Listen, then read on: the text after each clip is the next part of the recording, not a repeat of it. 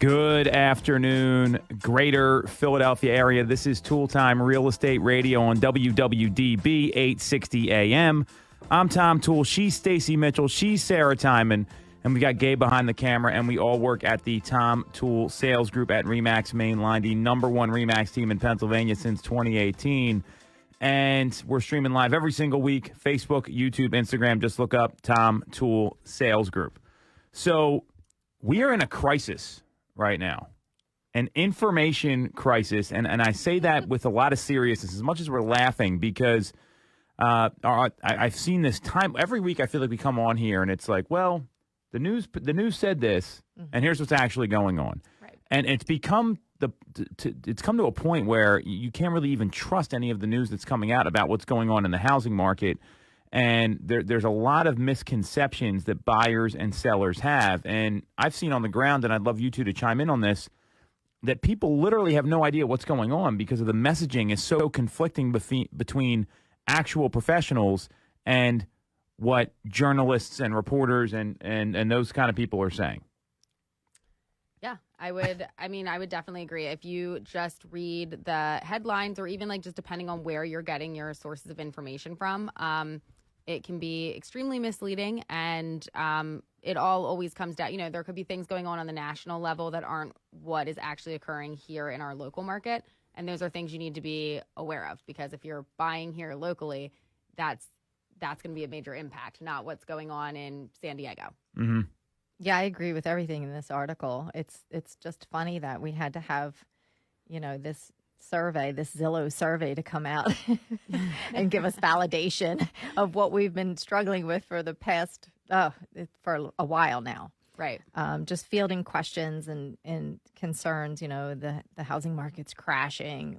I hear it all the time. Mm-hmm. People are very concerned about it because this is what they're hearing on everywhere, not just on like news, but it just floods their social media feeds and everything else. And everything's just so overly sensationalized and hyped up. Doom and gloom. Mm-hmm. Yeah. So, it's no wonder that people are, really second guessing what's going on in the housing market, even in our local area, even when they have family or friends that are buying or selling. Right. And they still see these, competitive situations. Yeah. They still are convinced that, that these extreme negatives are happening in our area. So it's definitely something we've been fielding and dealing with for a while now.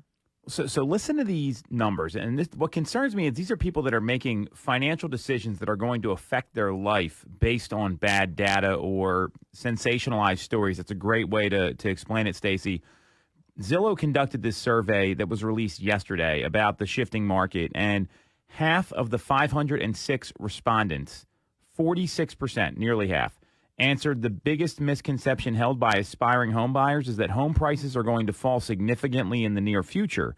And the biggest misconception that home sellers have is that they should wait for high mortgage rates to come down before listing their home, according to 35% of survey respondents. So knowing this, and also what we know about the market, I mean, how far off base is this sentiment? We're talking about 46 and 35% of the respective different groups of consumers. I mean, it's a third to almost a half, just literally have no idea what's going on. Yeah, it could even be a higher amount. It's only 506 people, so that's a good point. Right. So, but that's exactly what we've been dealing with. So this is not surprising to me. It's just a shame that people are getting such bad information for these big life-changing decisions that they're putting off because they think, because they have bad information, bad intel. Right. I mean, I think that what it comes down to for a lot of people is not wanting to make a mistake and like have it come back like, oh, I can't believe you bought then. Mm-hmm. And then everything like shifts over. But from everything that we can tell for what, both like in our local market and on like the broader scale, is that this isn't something that's going to burst. Home prices are not going to go down. Interest rates, things are going to continue to move around there. But just holding off and waiting for the bottom to fall out as a buyer is you're not doing yourself any favors there. You're missing an opportunity right now to potentially get your inspections, to be able to negotiate out a few other things, to maybe not be competing against as many people for that house. And that's opportunity. And for the interest rates, that's something that you can refinance later if they do dip down. Like right now, you would have the ability to secure the house. Like who cares if interest rates are going to be super low in the future if you don't have a house to have that interest rate for? Right. So I think it's first securing the house, and, you know, obviously all the numbers have to line up and everything, but, you know, and then if things turn more favorable down the line, then you can take advantage of that. And that's not you did something dumb by buying when interest rates were so high. That was, you got the house, and now when they drop, all you have to do is refinance it. You don't have to compete against everybody else to get that same house. Look at the market now versus 2 years ago when the rates, or even 8 months ago, 9 months ago, when rates were in the threes. It was white hot with competition because everyone wanted to compete for these homes. You bring up a really great point. The person that bought, what's that? So let's say you bought in 2008, 2009, or even 2006, right? The rates were 6-7% then. You're probably ecstatic right now with what's going on. If you're in the house, you're where you want to be.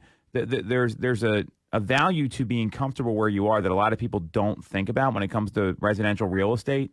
And there's also a cost to waiting, and there's just so many misconceptions out there. I mean, we've actually put together something that we help folks with where we break down the numbers. So let's say if you were buying a $400,000 home and you figure home prices are going to go up 3% next year, and you're putting 20% down. Right now, your rate's around 7%. Well, there's no indication rates are coming down. I mean, the Fed just raised rates again.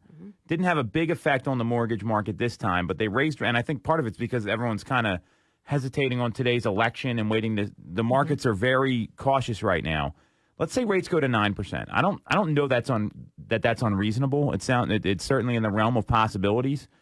Your payment would jump on a $400,000 home at 7% to 9%, $484 a month. On top of that, if prices go up 1.5% over the next 6 months, you're losing equity on the home of about $1,000. And then here's the kicker. If you're in a rental, and let's say your rent is $1,800, which is pretty reasonable. I would argue it's probably going to be even more than that with the way rental prices have gone up. I think they're up 30% since 2020. It's costing you $3,284 a month just by rates going up that much and renting a house and losing out on equity. No one breaks down the numbers like that. They think it's, I'm going to save $200 on my payment, but there's an actual cash flow issue here that folks don't realize. So that's one of the biggest misconceptions, and most agents can't even understand cash flow themselves. Sure. Correct. Or, most consumers probably too. So that's one component here. What are some of the misconceptions you're hearing in the market? So we're hearing some sellers think rates are going to come down. I mean, our take on that is maybe, but we don't know when. We have no idea is kind of what I'm hearing from both of you. Right. And to speak to that, awesome if they do, then you can refinance. Right. But yeah, if they don't anytime soon, you got the house. Right. Exactly. You have somewhere to live. You have somewhere to live. And you're building equity because there was another poll that came out that most Americans, 78% of Americans still feel that home ownership is the American dream. So there's that many people that still value that and consider that a goal that they want to attain. And it is, the best way for wealth building. It's like the biggest wealth building tool. So that being said, you have to get into the market at some time. Right. So are you going to wait another 2 years, and then it rolls into 5 years? Like sometimes you just have to jump in. Right. You just have to jump in and given what you have at the time, you're making the best decision that you can. Right. Instead of speculating and trying to, read the crystal ball. That never pans out. It never works well. I have people a couple of years ago that didn't want to get into the housing market because they didn't want to overpay. Now, if you look back at the prices that they would have paid for a house then to now, some of it's like $100,000, $150,000 difference. Right. With those appreciated values. Right. So they didn't get in then, and now the interest rates have gone up. So they still feel like they're going to be overpaying. Right. And especially with the higher interest rates. So it's just, that was a bad decision. Right. Like at some point, if this is something that you've really been considering doing and this is something that you want to do, you do just have to kind of take the leap and hop in, because, just waiting for the perfect time, you could be waiting forever. Right. So on top of that, so we understand there's a financial monthly negative if you're planning on buying and just waiting it out, because there's not a lot of data that supports that. In addition to what we're talking about here, one of the biggest things I've heard is that there's no inventory out there. That continues to be the complaint, or that inventory is shrinking. And it's all about supply and demand, in my view, when it comes to any sort of market. So is that another misconception? Because it's a big issue. And I'll give you the stats here in a second. But how are you two handling that when consumers say, "Hey, Sarah, there's nothing for sale," or "Stacey, there's nothing for sale"? What are you saying to people? And then we can go over the actual data, because this is another information crisis. There's this misconception out there that things are one way when we know that it's actually kind of going the other. Right. I mean, I think it's important to point out that, there is inventory for some of these hot homes. Like they go pretty quickly. Now, days on market have ticked up slightly. But yeah, there's not a ton that's just sitting around. But if you're actively on these searches, so if we have you set up on both active listings and coming soon listings, you can kind of see what's coming to kind of get ahead of it a little bit. And is there an area that they can give in, whether that be location, price, or the condition of the home, that would broaden that pool a bit? Because if you are too narrow and too specific, that makes it a little bit more difficult. The more kind of open you are to different things, the more possibilities and options you're going to have. And that's fine if you're somebody who's like, no, I need to be in this neighborhood. I need this and this, and I'm fine waiting until that comes up. Well, that's one situation. But if you need to move and you're willing to flex on anything, that can broaden your options. Yeah, I have to agree 100%. And also get people out and get them searching in different neighborhoods, different areas. Mm-hmm.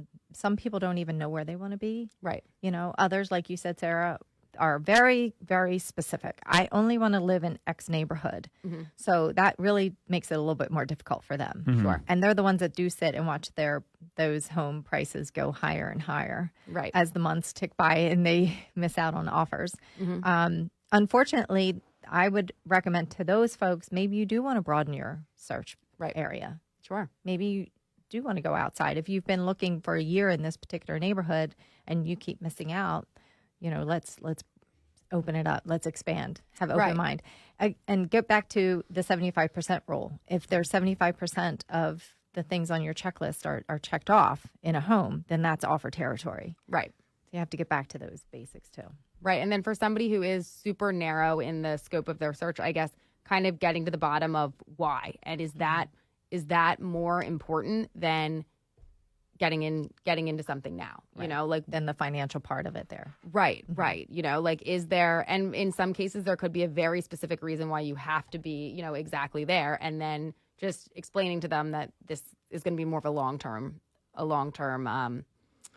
road ahead of us. if nothing opens up in there and you're looking in a small section.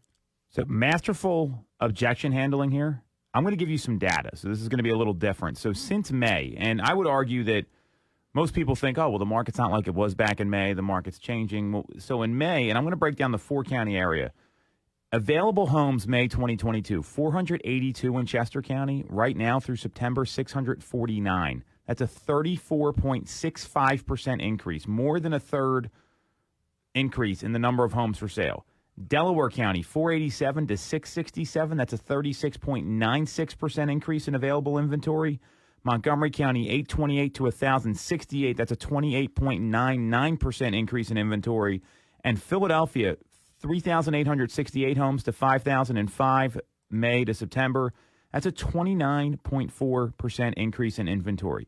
So not only are there more homes available now, we have seen an increase of just under 29% to almost 37%. So I don't know how anyone can sit here, and if agents don't know this is the problem. The agents don't have the stats, right? They don't know any of this stuff. It is documented that there are more homes on the market now than there were 4 or 5 months ago. And I don't know how you argue with this data. So these folks that say inventory is shrinking, like maybe it is in certain areas, right? On this street and this price point, sure. But there are more homes that are selling. And we've seen nationally inventories up almost 27% from our friends at Keeping Current Matters. So not only are we seeing more homes for sale, there's also less competition right now. There was some showing time data that I know we talked about yesterday. In the Northeast, the number of buyers looking for homes, and they qualify this by number of showings. Showings are down 10.1% in the Northeast region. So with all these things happening here, this is a prime example of the information crisis, that there is just bad information out there. There's no stats backing it up. And I feel like a lot of these people are just making things up based on their experience. Like just because you saw no homes for sale, Sarah, or you saw no homes for sale, Stacey, automatically there's nothing available. Maybe not anything that you want. There's homes for sale, and there's not that stale inventory that sits out there 2, 3, 4 months now because, like you said, days on market's still pretty low. It's in that like 23, 24 days on market range. So I just don't – if you're not communicating this, though, then consumers, they kind of get lost. I think that's as much of it as anything else. Right. When I'm a little bit curious because, I mean, you've been doing this obviously longer than Stacey and myself. Was there ever a time where there was such an abundance, I guess, short of the crisis before when, you know, there was a lot more in the market, where there were just a ton of different homes that fit everybody, that like checked all your boxes, that you had the choice to see, 15 homes, all of which were perfect? So that's a loaded question because I don't think perfect is different for different people. I like where you're going with this. I would argue that what we saw in, especially 2008 to 2012, homes were lingering on the market. It was out there much longer. Kevin Sutera just walked in from Mortgage America, one of our lending partners here. Feel free to chime in on this. We're talking about the information crisis that's out here right now, and you can visit him at mymortgagebankAmerica.com. So 2008 to 2012, it was definitely tough getting homes sold. But let's go back to like 2018.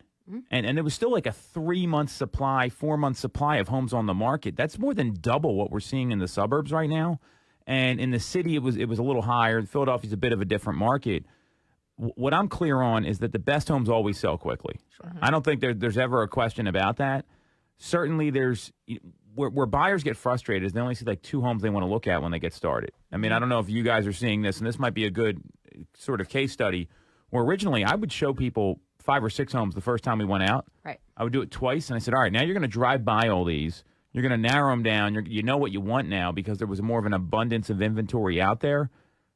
Doesn't mean they were great homes they were going to buy. It just showed them what the lemons looked like so they could identify the cherry. But a 4-month supply, imagine if we had a 4-month supply of homes on the market now. Wow. Right. So I think that's the way you want to kind of look at it more than anything else. I wouldn't say there's an abundance because that's not good for the market either, but there were more options for sure. And part of the reason we're not seeing those options is that you've got baby boomers locked in at 3%, 4% interest rates. They don't have anywhere to go, or they just don't want to give up their current payment, and they're just saying, well, why am I going to trade this for a 7%? That's where the lockup happens in the market right now, and that part is real. However, we're still seeing a pretty substantial increase from historically low inventory, so it's going the other direction, and that's pretty much this is what buyers asked for the past 2 years. They said, I want more inventory. I want more options. And now they got it. And it's, well, the rates are too high. So you can't have it both ways. It's like Goldilocks. Exactly. I want it just right. Right. Yep. So what other bad information's out there as we wrap this up here? I mean, what other information crises are you seeing individually in terms of data? We hit on the market crash. We hit on rates going down. What else are you seeing out there right now? They're the 2 main ones. The market, they're going to get a deal in 2023 because the market's going to crash. So I go back to them, and my new counter has been, well, how far do you think the prices are going to drop? Right. And then most of the time the answer back is, I don't know. How far do you think it's going to drop? I don't think exactly. So there they don't know. Expecting 2008 to happen all over again when the financial system dropped out. Absolutely. That added to the drop in prices then. That's not going to happen again. Right. Yeah. But they still can't put a number on it. Like they don't have a number to associate with. What to them would be the deal that would make them jump into the market. Right. Well, one of the problems with this is there was another prime example here. This is on CNBC, right? And it says, here's how much home equity, U.S. home equity has dropped since May. And to me, when you talk about equity drops, it's kind of like funny money because you're not really actually like using the money. I mean, if you're going and tapping the equity, I got questions about your financial management principles as an individual more than anything else. That's where the 2008 crisis kind of spurned from. Like a lot of people were spending money on like TVs and renovations instead of good places to go. And they're saying that the median home prices dropped since that peak market in July by $11,560 nationally. And sure, I think you probably could have sold your home for maybe a little more in July or June. But that doesn't mean the values are going down. It's just they're not at that peak number. And we've seen prices go up on the median and the average. So I think maybe there was that one moment in time you could do a little better. That doesn't mean values are going down or the market's crashing. It's just that they maybe not. You could have sold it for maybe a hair more because rates were lower. That's all it was. I mean, what do you think about this, Kevin? That definitely pushed the prices up a little bit as rates were so artificially low for such a period of time. Everyone got used to that, and that allowed prices to go up. But yeah, we're coming out of that era. And although prices may have dropped a little bit, I think you said 11,000 overall, people are still way ahead of where they were 2 years ago, or wherever they thought they would be 2 years ago. Right. Well, and according to Adam, so this is it's ATTOM. They had a Q3 2020 U.S. home equity and underwater report. We are at the highest equity mark ever for homeowners in the U.S. So, okay, your equity's down $11,000 is still a peak number. That doesn't mean the market's crashing. It's just the market's changed a little bit, and people can't afford. That $11,000 can mean a lot for people at like a $400,000 or $500,000 price point in terms of what they can qualify for in monthly payments. So it's articles like that set the tone for, hey, the world's ending, the housing market is crashing. And to me, that's the fundamental problem, because when you go and read the article, it says, well, home equity peaked in May, and home prices are up 45% since the start of the pandemic. So, okay, now they're only up 44. When you hit a peak, you got to come down. It doesn't mean the market's going the other way. Yeah, and if you read further down, too, it says home prices fell in September on a month-to-month basis for the third month in a row, though the decline wasn't as steep as in July and August. So, again, it's already tapering off. Yeah, you have to read deeper into it. And I think in the scheme of thing overall, I mean, $11,000, it's not that dramatic, $100,000 that most folks are looking for the deal. Well, right. Think about people that invest in the stock market. Your money goes up and down all the time by the same thing. But I mean, by more than $11,000. I mean, if the market has a bad day. So this is where the information crisis stems from. And where I want to wrap this up, and I'd love you guys to chime in, is that please talk to a local agent and understand what's actually going on, and someone that can understand, okay, here's what the market's saying. Here's how to interpret this. Because there's a lot of agents out there that don't even know where to go with the information. They don't understand how much prices are up, or where median sale prices are coming in, or time on market, or inventory. And if they can't answer those questions, go hire somebody else. Agree. Yeah, I'd agree. I mean, I think like the worst thing you could do is not speak to an expert and not speak to a local expert, and then have bad information and not move forward with something that really does make sense just because you read a couple, headlines that said otherwise. You saw a bad TikTok. expectations. Right. And foreclosures, that's the other thing. People are expecting a lot of foreclosures.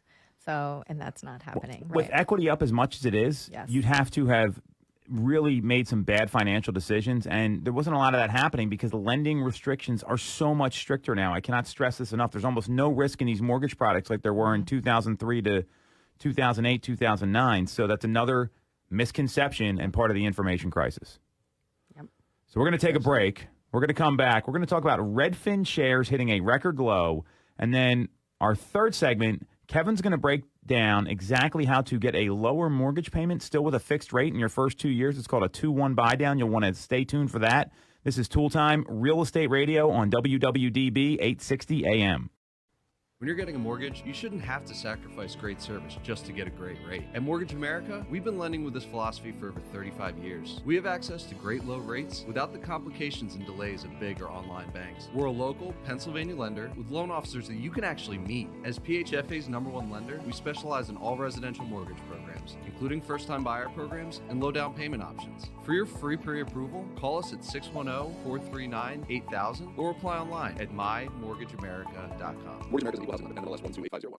For the best local mortgage service and great rates on your money, look no further than Mortgage America. We've been operating in the greater Philadelphia area for 40 years with a focus on smooth, easy access to home purchasing. Whether you're a first-time buyer, upsizing or downsizing, or just refinancing, we have programs for you. We also have closing cost assistance programs and access to subsidized interest rates. Pre-approval is free, no costs or commitments. To learn more, visit our website at mymortgageamerica.com mortgageamerica.com or give us a call at 610-439-8000. We always have a person available to take your call with around-the-clock human service. Purchase your home with the personalized, local service you find at Mortgage America. Mortgage America is an equal housing lender. NMLS 128501. Have you considered a career in real estate? Do you want control over your income? Whether you have a license or not, call us today at 610-692-6976 or visit TomToole.com. Join our team, the Tom Toole Sales Group at RE/MAX Main Line. The Tom Toole Sales Group is the #1 RE/MAX team in Pennsylvania with over $165 million in volume for 2021. I'm Tom Toole, and our team has achieved that kind of success by being a great place to work with and to work for. No one knows Greater Philly better than we do. We know real estate, but more importantly, we're real people. We hire the best agents, and we give them all the tools to succeed. Even our brand new agents sell 17 to 24 homes a year because our team delivers the best experience in real estate. Teams deliver a better experience than individuals, and we're a top 1% real estate team in the country. We call it AAA service. We're your advocate, ally, and advisor. Because this isn't a transaction to us. It's a relationship. If you're buying or selling a home, call the Tom Toole Sales Group at RE/MAX Main Line at 610-692-6976 or visit TomToole.com. That's TomToole.com. Sell your home for more, and remember the real estate golden rule. You always get more when you work with Tom Toole. On WWDB 860 AM. I'm Tom Toole. She's Sarah Tymon. She's Stacey Mitchell. We've got Gabe behind the camera, and we all work at the Tom Toole Sales Group at RE/MAX Mainline, the #1 RE/MAX team in Pennsylvania since 2018. And we have super lender Kevin Sutera here from Mortgage America, one of our preferred lending partners. You want to check them out, go to mymortgageamerica.com.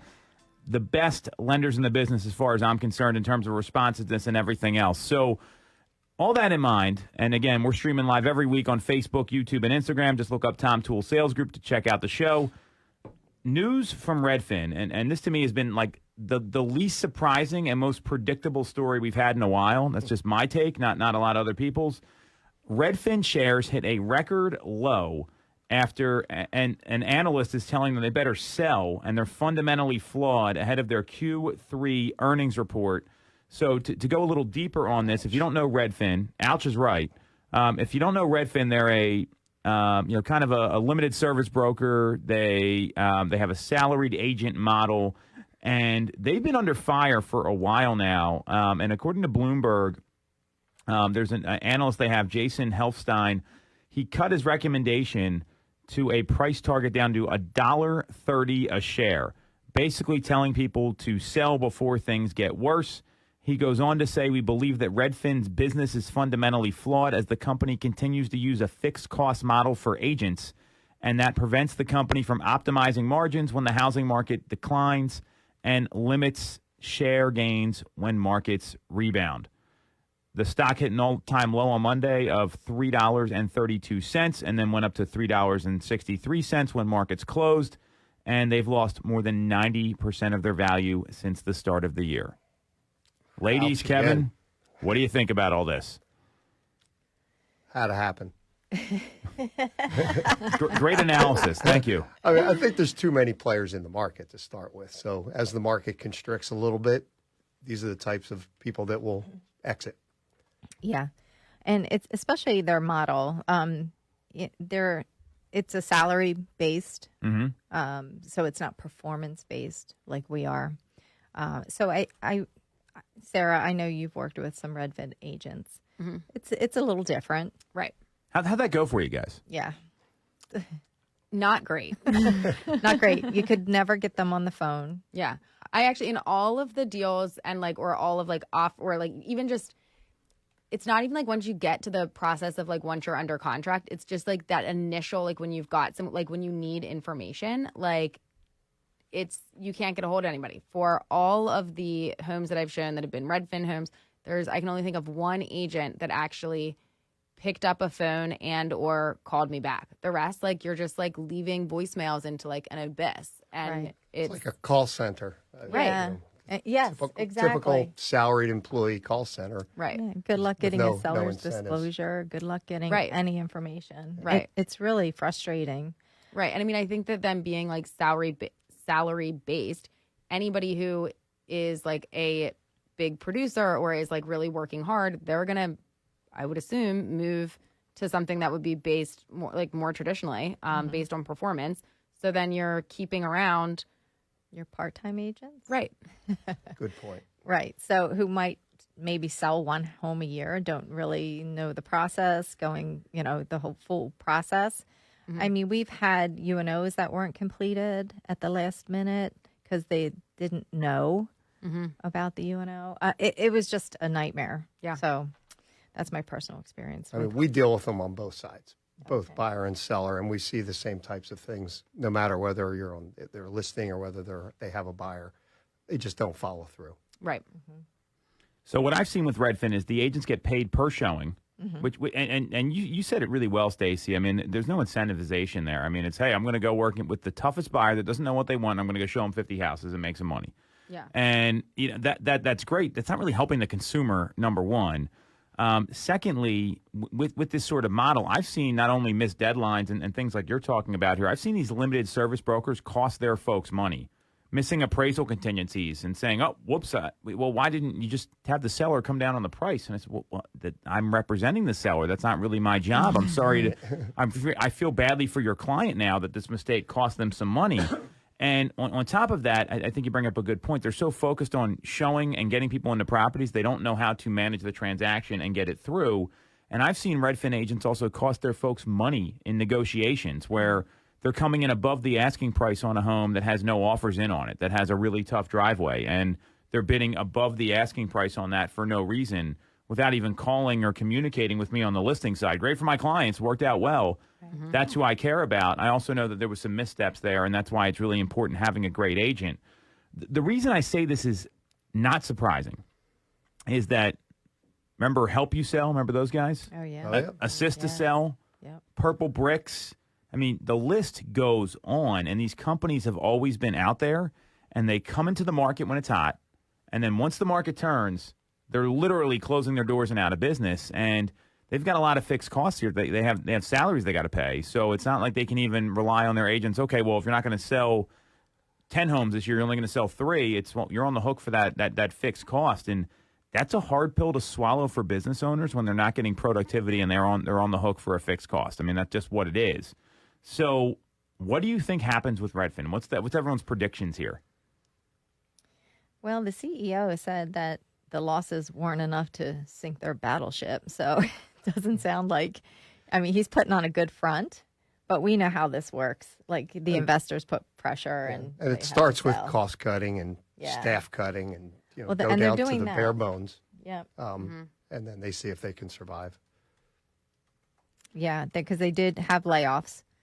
They said they laid off about 8% of the workforce. Yeah, that was back in June. Yeah. Along with they were in the news with Compass, who's another company that's kind of in that sort of our costs are too high and we're not making enough money. So that's a great observation. Yeah, so I think they're going through these processes to see how well they can sustain and maybe hopefully, the market's going to shift a little bit more into their favor, but it's not happening. And it just, their stock keeps going lower and lower. So it doesn't look good. Right. And then I guess it would also be interesting to know how much notice, I'm sure this is in any of their contracts that they're signing when they're working for Redfin, but like how much notice do they have to give you that a layoff is going to happen? And depending on that amount of time, how long are they going to be having to continue to pay out all of these people while they're bleeding money? That's good questions. I mean, if they're banking on the market coming back, and that's their business model, that's risky. That's always a risk. What's risky about that is there's going to be a lot of homes to sell next year. I mean, I still see 5+ million homes selling. The consumer's more particular now about who's representing them. They need folks that, just what we talked about in the last segment, the information crisis. Yes. There's good agents at every company. I'm not talking about anyone individually. Right. With Redfin, they just set you up and here's your leads, go set some appointments. I know the model. So they're not educating folks about the market. And as a result, it hurts the consumer. And consumers are much more cautious right now. We've seen the open rates on our emails jump about 18-19% because people want to know what the heck is going on. And that's when we send out our, hey, here's what's actually happening in the market, a lot of the stats that we just reviewed. So I would almost guarantee they get sold in the next 6 months, if not sooner. I mean, and I wouldn't be surprised if a company like Zillow buys them. Their website might be the best in the industry. Oh, So buy it for the website. yeah. And a lot of data. I mean, there's a lot in there, and I think you're always going to attract a certain kind of client with the discount model, right? Like Yes. a certain kind of person wants to go work with them. They're willing to sacrifice service. They usually lose in the end, by the way, these people. I mean, like the transaction doesn't go the way they would hope it to. Maybe if you're really involved in it, you can save some money. If you're someone like me, I don't want to deal with anything I don't know about. I don't know about you guys. Like, it's like, Right. I want my accountant just to do my taxes and then tell me when they're done. Like, I don't need to be involved in, like, okay, what was this deduction for? And, like, what happened? I mean, it gets too involved. So the folks that want to micromanage the process, sure. And there's always going to be an attraction for that. I just don't see how you can keep this company open when you've lost 90% of your share values in 12 months. The investors can't be happy. I mean, this is what happens when you're a publicly traded company. You've got to have an exit strategy here. And the analyst that was mentioned, I mean, they basically said you better sell, and here's the price where you should sell it. I mean, it was pretty clear. That was a tough article to read. Yeah. Yeah, that's losing 90%. That hurts. hurts. Still got 10%, Sarah. Still, right. So do you guys think they sell? What's your prediction here? And then we'll take a break and come back and talk about the 2-1 buy down. I think they're going to sell. They have to get something out of the company. So because it's going to continue just to keep declining. If there's value in the website and in the data, somebody will buy it when it hits the right price. Right. They also lost $78.1 million last quarter. I mean, these losses are.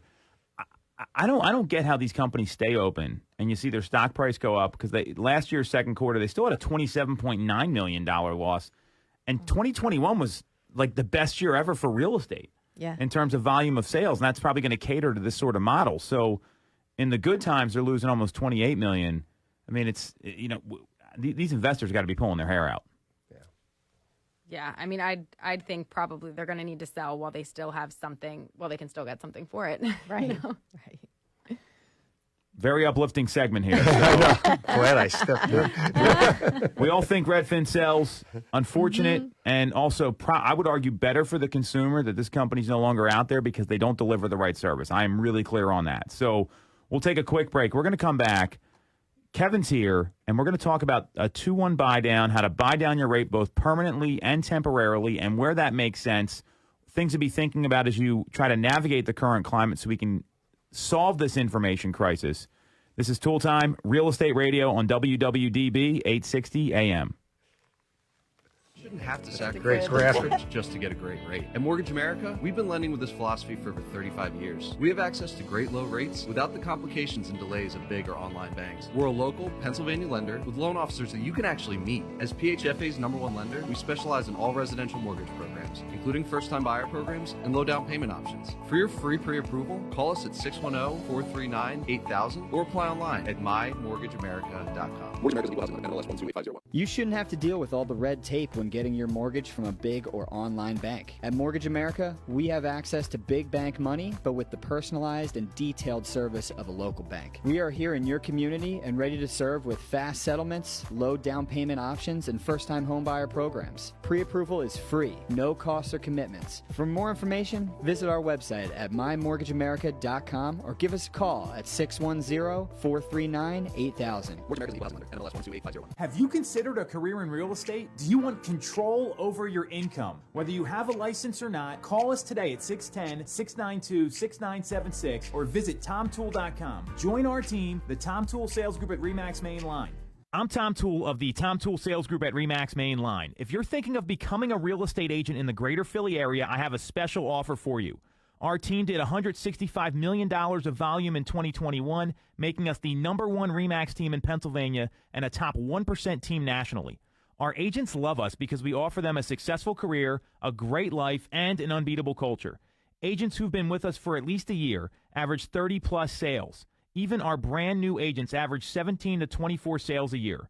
We offer proven systems and expert training. We help you set more appointments and sell more houses. Now, here's the offer. If you don't have a real estate license yet, we offer real estate scholarships so you can get one for free. Check it out at realestatescholarshipprogram.com or visit the Tom Toole Sales Group at RE/MAX Main Line at tomtoole.com. That's tomtoole.com. Get more out of your real estate career, and remember the real estate golden rule. You always get more when you work with Tom Toole. step in. All right. We are back on Tool Time Real Estate Radio on WWDB 860 AM. I'm Tom Toole. She's Stacey Mitchell. She's Sarah Tymon. We've got Gabe behind the camera, and we all work at the Tom Toole Sales Group at RE/MAX Mainline, the number one RE/MAX team in Pennsylvania since 2018. And the show streams live every week. Give us a follow and a subscribe on Facebook, YouTube, Instagram. Just look up Tom Toole Sales Group. We're going to stop talking now. We've got Kevin Sutera here. His voice is in excellent shape. Getting over a cold. Kevin's with Mortgage America. You can check their website out. It's mymortgageamerica.com. They are one of the best lenders I've ever run into.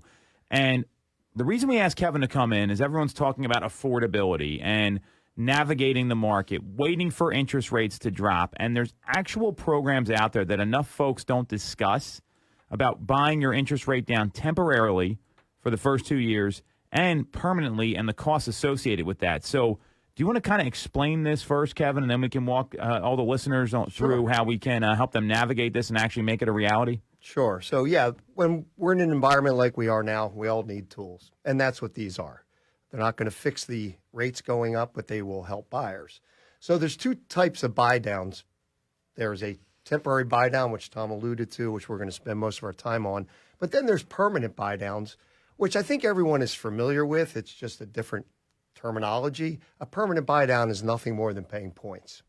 So if you're not familiar with what points are as a buyer, make sure you talk to your real estate professional or your lender, because there's more to a rate than just the rate. You have to see what costs there are involved in getting that rate. So when you talk about a permanent buy down, you're taking a 30-year fixed rate and you're paying money up front to buy the rate down.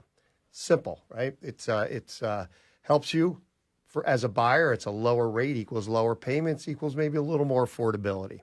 The question is always, is it worth it? And that's a simple mathematical break-even analysis. You're paying money up front for the opportunity to save money every month. So at some point there's a break-even. And on a typical permanent buy down, that break-even is in the 5th year. So if you're going to buy a home that you think you're going to stay in for more than 5 years, absolutely may make sense to pay some money and buy that rate down. If you think it's going to be a shorter term stay, you may want to think twice about using that as a tool to buy your rate down and just save your money. So the more important topic and the hot topic right now are temporary buy downs. They're known as, and you're going to see marketing out there as step mortgages, inflation buster, graduated payment mortgage. They're all the same thing. Nobody's reinvented the wheel here. So what a temporary buy down, similar to a fixed or a permanent buy down, you're paying money up front, but instead of buying the rate down permanently, you're buying down the first couple of years in the name of affordability, trying to get a little bit more for your money, trying to make your payments more manageable. So to give you the mechanics of it real quickly, if the fixed rate is 7% with 0 points, a 2-1 buy down is going to give you 5% in the first year, 6% in the second year, and then 7% for the remaining life of the loan. So you're back to market. So what is the advantage to a buyer? To me, the biggest selling point on this, or the biggest advantage, is it can help a buyer, especially in the environment we're in, where people have fallen in love with a price range. 6 months ago, 12 months ago, we all know rates were 4 or 5% at that point. And now everything they're looking at pales in comparison when they're focusing on monthly payments, because we've had a compromise on the sale price to keep their payments level. So what a temporary buy down does is it gets them back to that affordable limit and the house price range that they loved, and it doesn't have the risk of an adjustable rate loan. The changes are predetermined, they're predictable, and they're very manageable, especially for someone that thinks they're going to get increases in their jobs. And let's just take a standard cost of living increase from a major corporation. That should more than offset these steps in the mortgage payments and, again, enable this buyer to get that house that they wanted to get to and not have to worry about it costing too much, or prevent that buyer from buying a lesser home and feel like they've compromised and fear that they're going to need to buy another home in 3 to 5 years. So that's the way the program works, and that's the way we use the tool. Well, and I think a key part of this is how you get the fee paid. So, and I want to kind of kick it to you two here because you're basically either paying up front for the sale, and the numbers kind of even out, right? So You're shuffling money Yes. if you're paying it out of pocket, yes. So a year ago, if we would have said seller's assist, we would have looked at like we just cursed in church to a client, right? So what Stacey and Sarah, what's your feeling on seller's assist now? And is that something that a buyer could feasibly get in a sale? Because I think that's where this makes a lot more sense, where you roll that into an assist so they're not coming up with the cash just to lower their payment, because there's really no difference there for a buyer. I think it's possible depending on the property. So it's really, very much dependent on what they're looking at. But I think it's possible because we are seeing even inspections getting accepted. Right. So there's more negotiations. And I think it's for sellers, it could be a nice offering, to get offers on their home. Mm-hmm. I mean, I think that's a point that a lot of people miss. We always talk about the advantage to the buyer. But if you're listing a home, if you're an agent listing a home, and you can present this to the seller as a way of marketing your house, and in the listing, in your advertising, offer buy downs, 2% below fixed rate loans available with the seller's help. Right. I think that can be a powerful tool in a listing appointment, or just when you have the listing and you're trying to get the house sold. We've gotten used to houses selling without having to do much. Right. And as that changes, these are tools that a seller can use also, and a listing agent should use, and has a lot more wow than just that 2% seller assist. Right. 5% rate, Right. as opposed to 7. Right. It's a good way to kind of tackle, like, yes, this is what's going on with the rates. How can we make this still, work for you and stay within our budget, and use that assist to help you long term here over the course of the next couple of years, and not just like, some quick savings. Yeah. And help walk them through the process. It's more of a longer term approach. It's not just today. We can talk about next year and then the year after, and have that already laid out for them, so there's no surprises. Right. And most people, I mean, they're going to get like a 3 to 5% bump on their salary. I mean, that's a normal raise to expect for cost of living. How many people have you seen kind of grow into their payment where they know, like, hey, this is a big step for me now, but in 5 years the payment's going to be pretty easy? Is that a common thing you see with buyers? Because I think this is where it really makes a lot of sense to buy it down temporarily to save cash, and then obviously the payment goes up. And then if rates do go down, like some people think, you can refinance and you're at a fixed rate no matter what. It's not like an ARM where it adjusts based on whatever the market's doing in 5 years. Yeah. To answer your question, Tom, I think every first-time home buyer I've ever worked with has that feeling of, I'm choking on this payment, but hopefully I'll grow into it. Mm-hmm. So this is a way to, mathematically put them in place. Yeah. Love it. All right. So how are you explaining this to people? Like, I mean, have you two actually like had this conversation with anybody? I know a couple people on our team have. Tell us about how this applies to the average consumer, because I think that this financial stuff, when you're doing all this math, gets kind of confusing. Well, I haven't personally had the opportunity to work with a buyer with this scenario. Right. I'm in the same situation there as Stacey, but it is something that I've definitely been paying attention to and keeping it in my back pocket for when the right person, this would apply to them. I've seen it in listings. I think Starting it's to see that. Yes, and I think it's a great idea for sellers to add that as a. Did you see it as that was how they presented it from the get-go, or is that something, if maybe it didn't get the immediate attraction that they're looking for, that then they went in and, rather than like price reduced, add in like seller assist, buy down, seller buy down. Yeah. Yeah. I mean, so it we're was right in. Yeah. It was right in the listing. So the tides are turning. Yeah.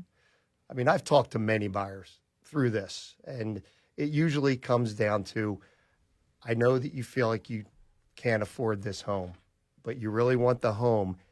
Here's a predictable way to get you in, and then get a chance to go through the numbers with them. Yeah. So I know Curtis from our team and was working on this with you, and he had a gentleman, a family. They were looking in like the 400s, and then rates went up, and like, we're going down to 350, and they hated every $350,000 home they saw. So For someone like that, I think it makes a lot of sense where it's like you're right on the edge, because there are break points in the market where you get a lot more bang for your buck by going up $50,000. I mean, $350 to $400, depending on where you are. I mean, I know where these folks are looking at it. It's like extra bedroom, significantly more square footage. So to me, that's where it probably makes the most sense, is someone like that, where they're right on the edge and they're just saying, well, if I can get in there and make it work, it'll be fine. Because I found with most buyers, the hardest payment is the first one. And then once they make that first payment and they realize they're not going to go broke, they're not stressed out, it becomes part of their budget. Right. You know, I worked with Curtis on that buyer. It's not that they didn't qualify or they probably couldn't afford it. It was just taking them out of their comfort zone where they were 8 months ago. And young family, you know, they didn't want to have to buy another home. They didn't want to take, you know, something compromised too much and then worry about buying another home as their family grew. So it's a great solution. Oh, yeah, because, I mean, like, years can really go by quickly. So, like, the last thing you want to do is, depending on how long it took you to pull the trigger and eventually get into this first one, to be turning around and, like, prepping to do it again in a couple years? Yeah. Well, that's the thing I think a lot of people don't get, is that it's way cheaper long-term to stretch for the home because there's a cost of moving. You got commissions. Yep. You've got the hassle of moving. Yeah. Oh, yeah. Renovations you got to do, maybe that you were planning on moving down the line. And I've seen some people, they move like 5 or 6 times in like 15 years. And I just don't know how there's a loss of time too. Transaction costs. Well, the transaction costs are crazy. And then also like the amount of effort it takes to move. Like you just moved. I moved a couple of years ago. You were working on a sale of a family property, and the amount of effort that goes into that, it takes away time from your job, your business, whatever you're doing. And I don't think people value their time as much. And to me, it's just like, I don't know how you can go through that. I mean, and we get paid when people buy and sell, right? And it's still like, I don't get it. And maybe that's just me being financially conservative and just, liking a predictable routine. I think that's another reason to do this, is that you've got an opportunity to get in somewhere. And if rates do come down, you win. And if not, you're at 7%, they go up to 9%, you still win. Yeah. Right. Yeah. There's no adjustable rate risk like an ARM loan. Right. Which Well, is- and I mean, I think there's also a difference there for, like, if your situation changes or all of a sudden, there's a really great opportunity where things shift around and then you're like, wow, I could sell now when I wasn't planning on doing that because I can get more for it this time, or I can move into this next thing, versus like going into something knowing the family's going to be growing and like this is going to be only for a couple years, and then it kind of puts you in a corner. Yeah. So for the person on the fence, and we got about like 10 seconds left here, Kevin, for the person on the fence, what's your best advice for them when considering short-term buy downs or a permanent buy down? You're going to get more bang for your buck with a temporary buy down because it's going to get the affordability back to the comfort level. Love it. And you're still got a fixed rate at the end of the day, which I'm also a big fan of. Yes. So that's Kevin Sutera from Mortgage America. You can check him out, get in touch with him, mymortgageamerica.com. Thanks as always for coming on. You want to follow Stacey? She's at the #2 Mitchko on Instagram. You can follow Sarah at Ty_TyTime, and you can follow me at Tom Toole 3RD at Tom Toole 3rd, all on Instagram. And we're streaming live every single week on YouTube, Facebook, and Instagram. Give us a follow, subscribe to the channel, and we'll keep the information flowing on Tool Time Real Estate Radio on WWDB 860.